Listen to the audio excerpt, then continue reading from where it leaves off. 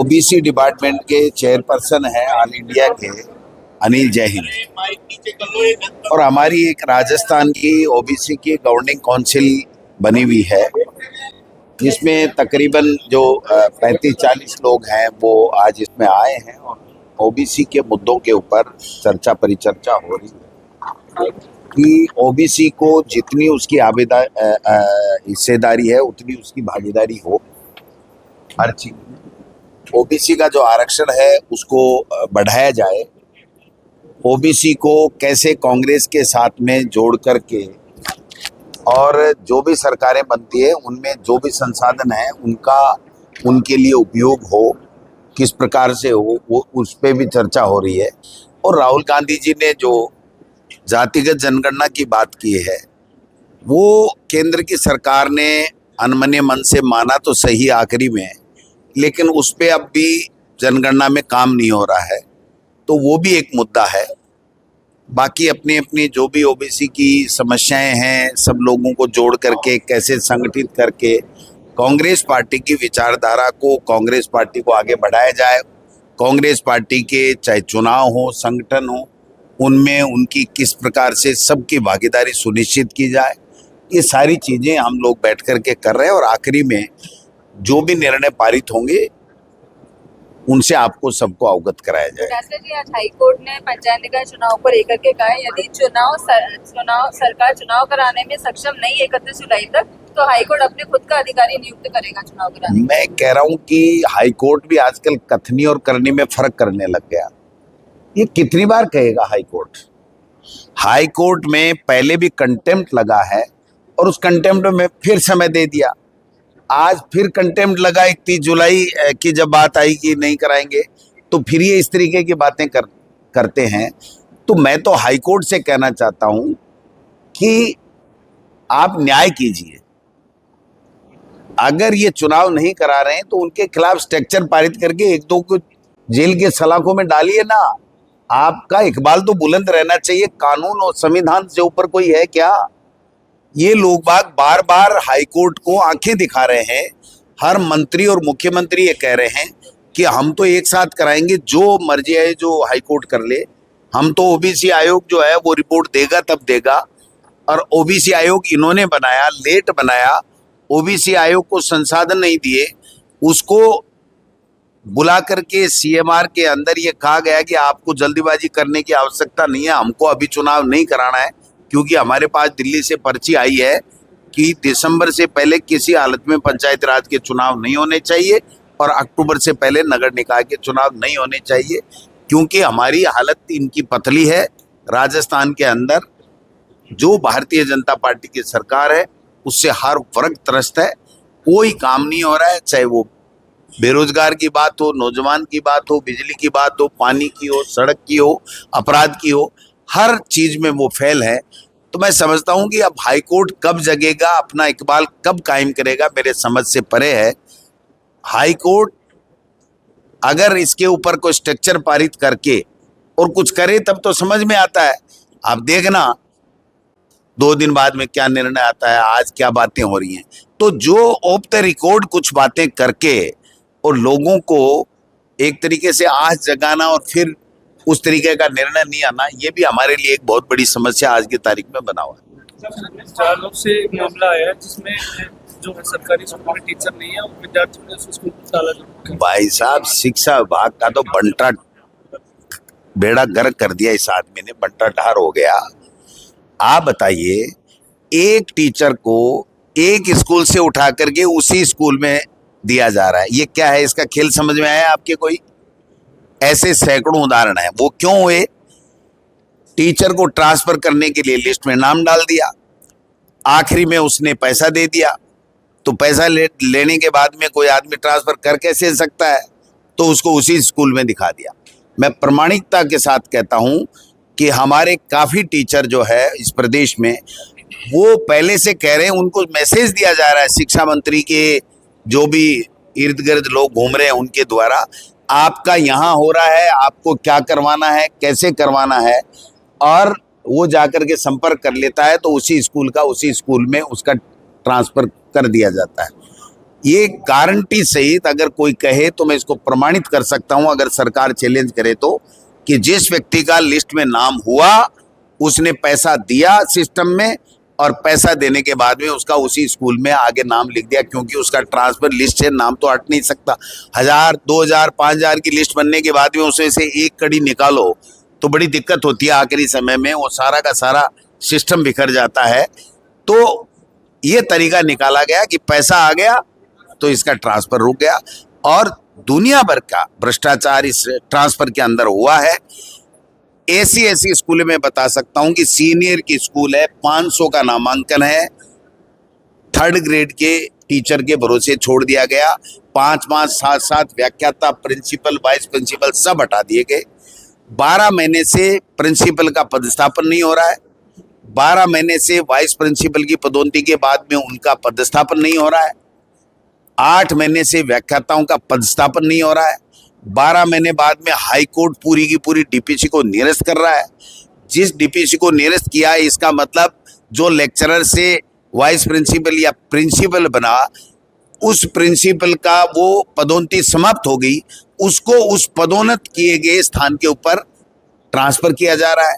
जो समसा में इंटरव्यू की पोस्टें हैं, उन इंटरव्यू की पोस्टों पे पैसा लेकर के सीधा लगाया जा रहा है। आज तक के इतिहास में नहीं हुआ, जब से समसा का गठन हुआ तब से नहीं हुआ।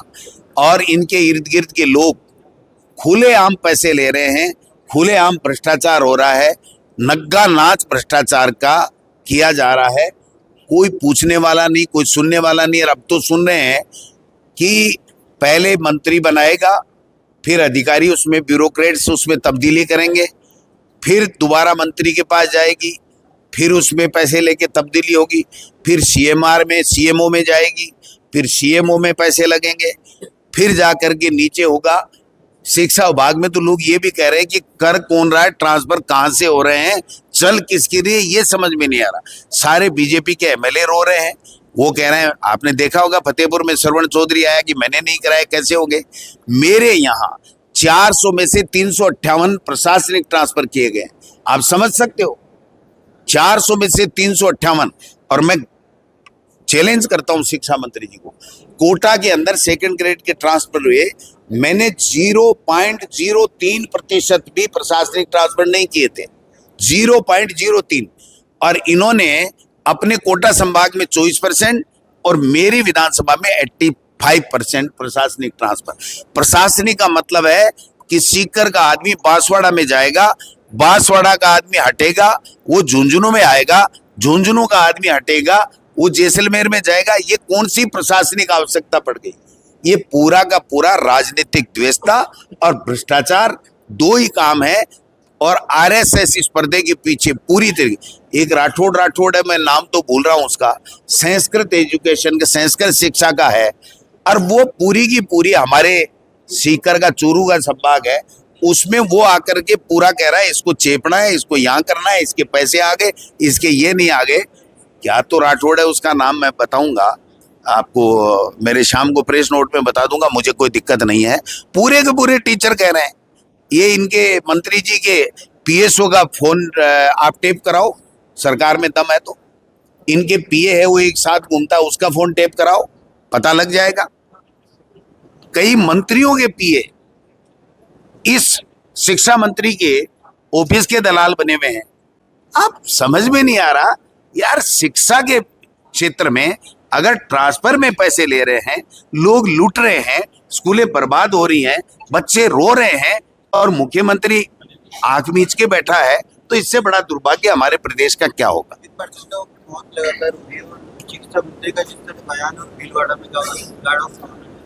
आप कोटा में प्रसूताओं की मौत हुई, जोधपुर में प्रसूताओं की मौत हुई, आप देखिए बीकानेर में प्रसूताओं की मौत हुई, भीलवाड़ा में हुई, बांसवाड़ा में हुई, और मंत्री या तो गए नहीं, गए तो हिस्सी ठिठोली करके और कहा कि वो नाचने गाते आती हैं क्या, बीमार आएगी तो मरेगी।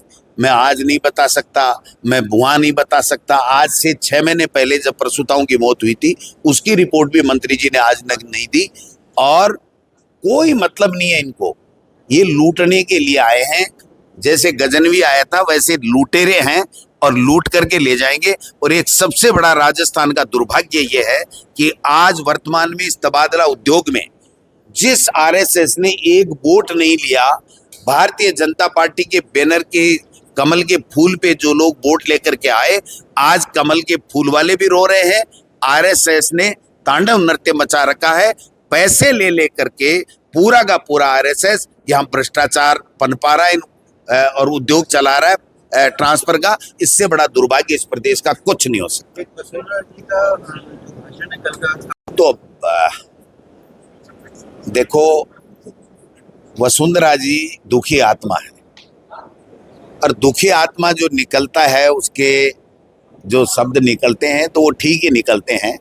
वो राजेंद्र जी राठौड़ साहब की तरफ देख रही थी और एक बार उन्होंने भजनलाल जी की तरफ भी देखा था। अब उनके क्या बात चुभ गई, क्या उनके खिलाफ कौन क्या षड्यंत्र कर रहा है, मेरे समझ से परे है। लेकिन वसुंधरा जी ने जो बातें वो वास्तव में संदीप की बातें अच्छी बात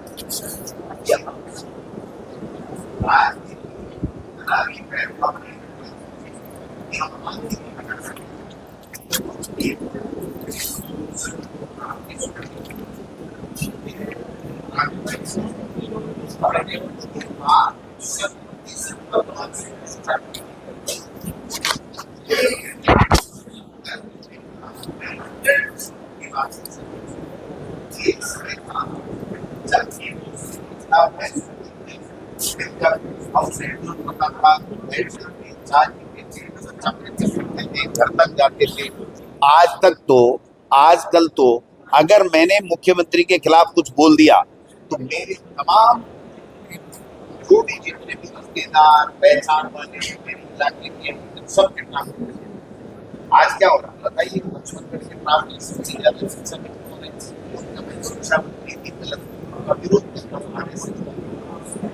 मेरे विचार से इसको पड़ा हुआ है। गलत जो नीतियां हैं लोगों को बांटने जो व्यवस्था बिगाड़ने की जो बातें हैं उनका मैं विरोध करता हूँ। आप बताइए तो यहाँ तक किसी को नहीं छोड़ा। परिवार में कोई भी अगर कर्मचारी था तो उनको सबको निपटा करके बांसवाड़ा जैसलमेर बाड़मेर भेज दिया गया। कोई बात नहीं भाई, इस ट्रांसफर से ही तो तुम झुकाना चाहते हो। गोविंद डोटासरा न झुका है न झुकेगा। तुमने ईडी भी भेज ली, तुम ट्रांसफर भी कर लो, तुम्हारी मर्जी है जो कर लो। 2028 में इनका नाम लेने वाला बच जाए इन भारतीय जनता पार्टी का तो मुझे बता देना कि गोविंद डोटासरा तुम बड़ी बातें कर रहे थे। मैं कह रहा हूं ये केवल और केवल एक बात से चुनाव जीतना चाहते हैं 2028 और 29 का, कि मोदी जी और अमित शाह आएंगे, पैसा बहाएंगे, ईडी इनकम टैक्स आएगा, सबको डराएंगे और बंगाल की तरह फोर्स ला करके वोट ही नहीं डालने देंगे। लेकिन ये राजस्थान है, यहाँ पर ये होने वाला नहीं है। इनको गलतफहमी है ये जिस तरीके से कर रहे हैं। आप बताइए, आज मतलब गलेड़े खाना के भाव में एमएलए और एमपी बिक रहे हैं।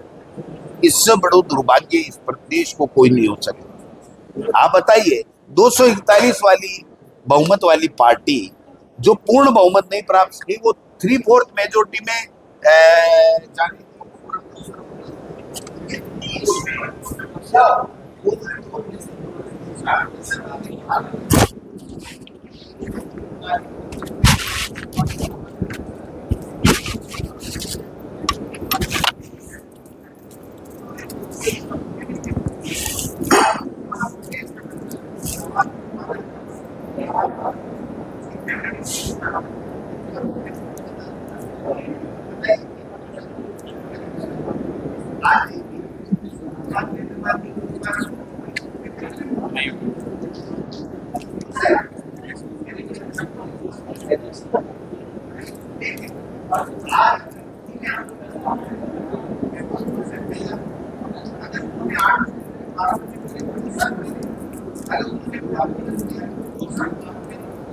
बैठो।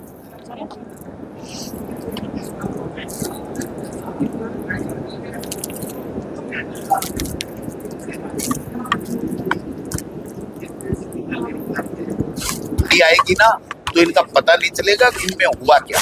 लेकिन इनको पता है कि ये कांग्रेस पार्टी जो है वो बदले की राजनीति नहीं करता है और इसका नाजायज फायदा आज उठा